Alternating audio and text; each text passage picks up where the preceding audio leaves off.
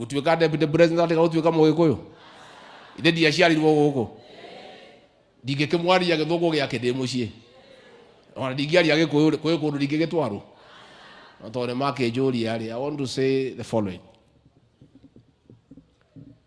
We are, as a country, very disturbed by the events of yesterday, the deaths that came out of the ill-planned demonstrations by Azimio, destruction of property, and interference with business. These Azimio people must know that elections are over. Elections were won and lost. They must move on. The truth of the matter is that William Ruto is the president of Kenya, and nothing can change that fact. Even if they collect 10 million signatures, where will they take those signatures? To who?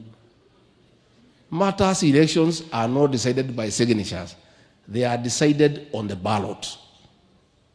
A specific date was set for that purpose, 9th of August 2022, and people signed, and that was the head of signatures until after 5 years.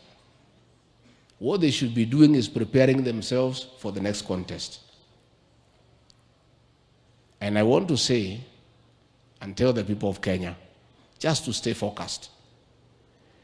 We are not going to be bothered by the noise from the opposition because it cannot stop us from what we are doing.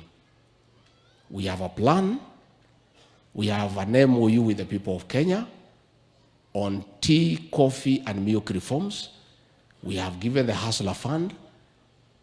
We have given subsidized fertilizer. And we are grateful to God for giving us good rains. We are going to have a bumper harvest.